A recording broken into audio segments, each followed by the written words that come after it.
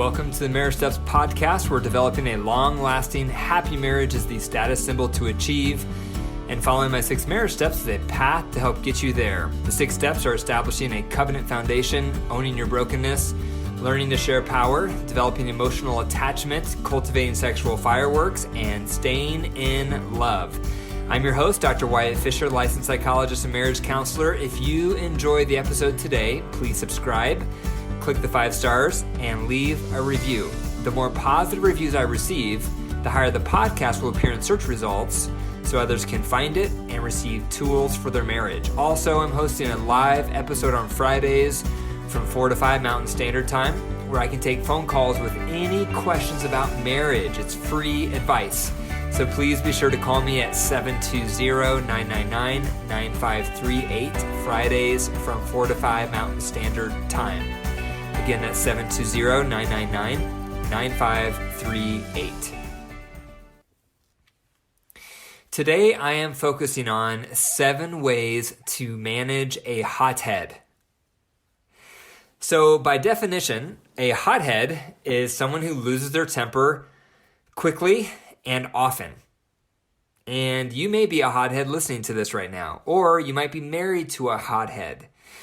But hotheads cause problems in marriage for a variety of reasons. And so today, the session is all about what to do if you're the hothead and what to do if you're on the other side of a hothead. Because hotheads tend to create a lot of drama and anger and friction in relationships. And what's causing their emotions may be valid, but the way they're handling their emotions creates more problems. So I'm going to begin by talking to hotheads. So again, if this is you, I'm talking to you, or if you think this is your spouse, make sure they're listening because I'm going to first address 5 points for the hothead, and then I'll go into point 6 and 7 if you're on the other side of a hothead. So step 1 for hotheads is you want to take ownership that you're a hothead. Be careful not to be in denial about your temper.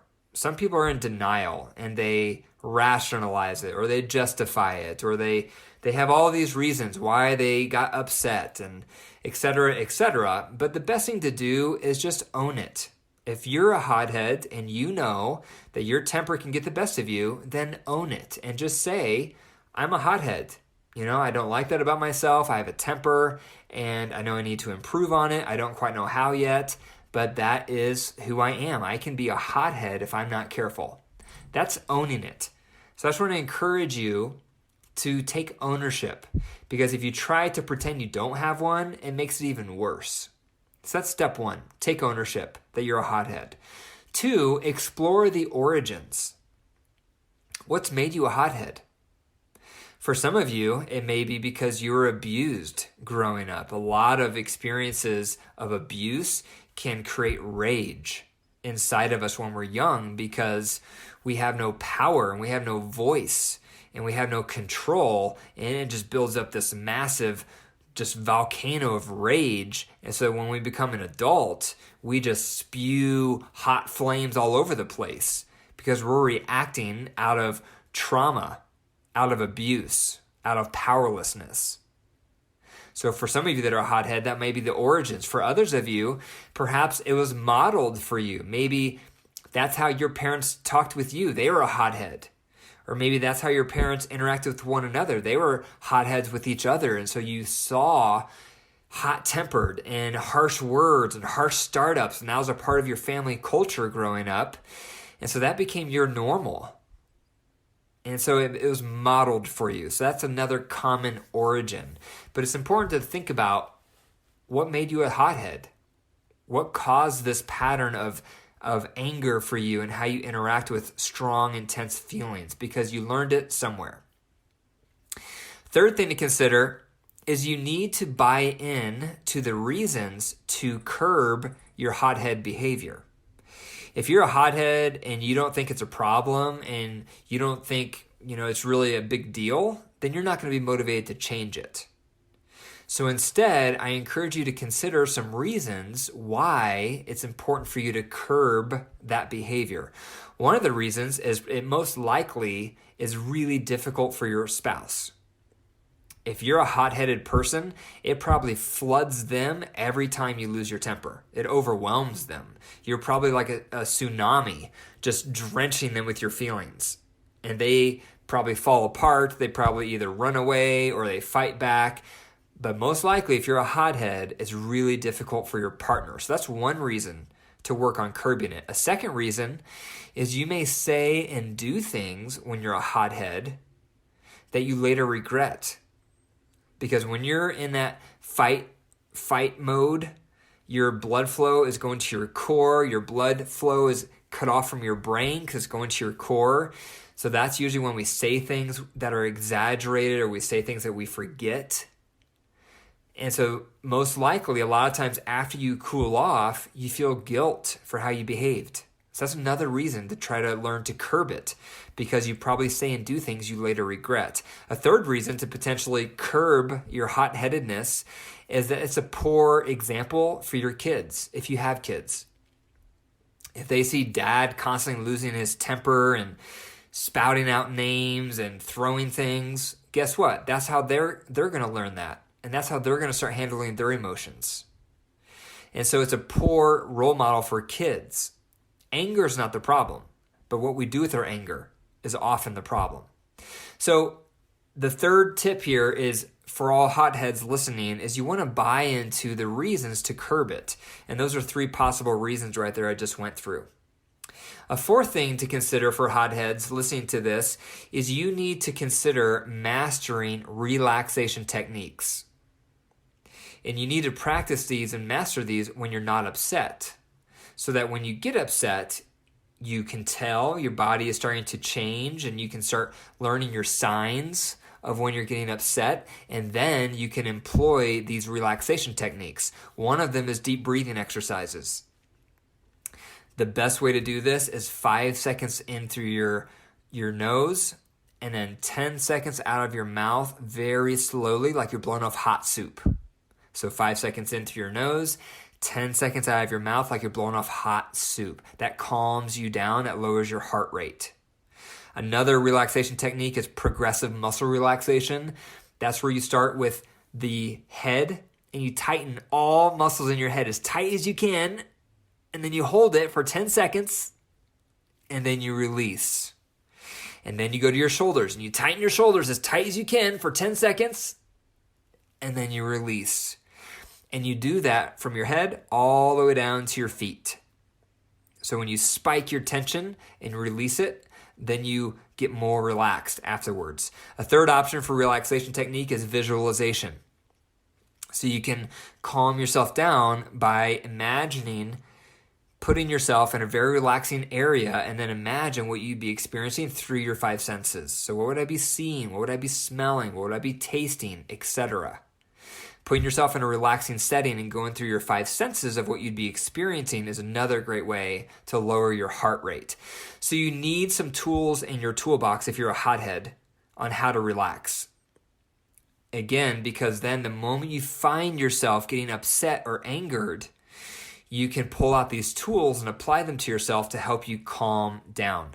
A fifth thing to consider if you're the hothead is you need to first go and calm down and relax and de-flood. And then once you come back, then you want to express what you're feeling using the 4 steps to a soft startup.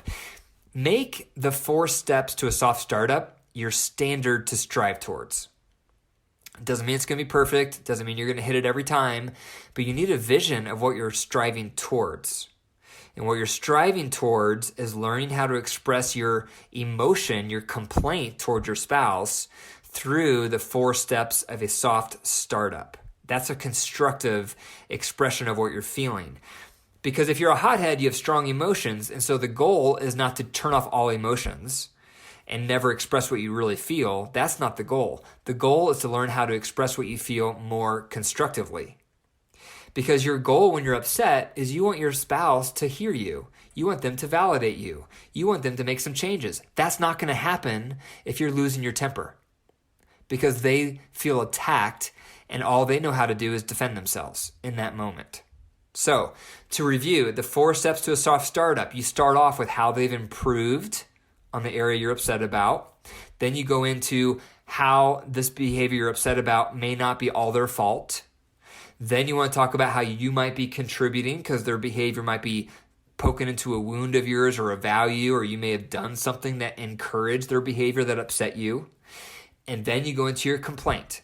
And the complaint is whatever you feel and why, but you can't say the word you. Can't say always or never. And you want to express your tender underbelly under the anger. So maybe sad, hurt, lonely, scared, and access your core need that's being tapped into. What core need for you is getting tapped into? That's the soft startup. Let that start becoming your vision for where you want to get when you express yourself to your partner. And I have other episodes on that, so you can listen to those if you need to, but let that become your standard. Now, step number 6, if you're on the other side of a hothead, I would suggest do not engage. If you start engaging when they're losing their temper, it's a losing battle. Because even if you try to be thoughtful with what you say back, or if you try to reason with them, or if you get defensive, no matter what you say on average is not going to work when someone is losing their temper. So the best thing you can do usually if your partner is losing their temper is call a timeout because you are flooded. And I've talked about this in other episodes that you can just say flooded, and that means you need to take a break. And if you're the one who's hot-headed, make sure you allow time for that break. Don't pursue them. If they say flooded and they need a break, give time for a break. So that's the one thing to consider if you're on the other side of a hothead, is to call that time out for flooded so you both can calm down. When you're in that deflood time, one tip that can be really helpful is write down the situation from your viewpoint and then write the situation down again as if you were your partner. It's one of the best ways to spike your empathy for what's going on for your partner in addition to what's going on for you. Point number 7, if you're on the other side of a hothead, is after they've calmed down and they express their complaint through the soft startup, then you provide empathy. And that's where you can say comments like, I can see how you'd feel this because of that, or it makes sense that you're feeling this because of this. You provide empathy at that point. And that's the two birds on the same branch approach.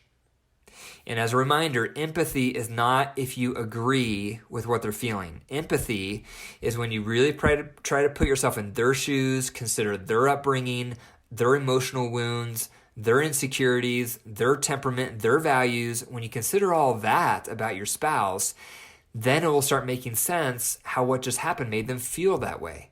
That's what empathy is, because then you can always empathize even if you disagree with what they're feeling and why they're feeling that way.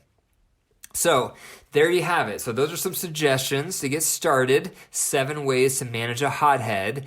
So the first 5 are addressed to the hothead. So if that's you, step 1 is take ownership. Step 2, explore the origins, what's made you that way. Step 3, buy into the reasons why it's important to curb it. Step 4, you need to master relaxation techniques so you can pull them out when you start getting upset and apply them to yourself to calm down. And then 5, you want to strive towards expressing your complaint using the 4 steps to a soft startup. Step 6 is for those on the other side of a hothead. The moment you notice your partner losing their temper, call time out, say you're flooded, allow for that break to deflood, and then when they come back and express their complaint with that soft startup, this is point number 7, you respond with empathy. I can see how you'd feel this because of that. Thank you for listening to the Marriage Steps podcast, and be sure to tell your family and friends about it.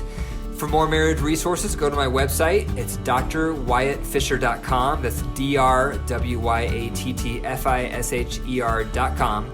And check out my Facebook page at facebook.com/Dr. Wyatt Fisher. If you believe in this podcast and would like to help me reduce the divorce rate one marriage at a time by keeping it on the air, please consider becoming a monthly supporter by going to patreon.com/marriage steps. That's patreon.com/marriage steps. Also, if you are happily married, I'd love to have you on the show to hear your story and have you do a We're in Love scream so others can learn from you and be inspired. So if that's you, please email me at info@drwyattfisher.com. And remember, Your marriage is a living organism. If you care for it, it will thrive, and if you don't, it will die. The choice is up to you. Take care.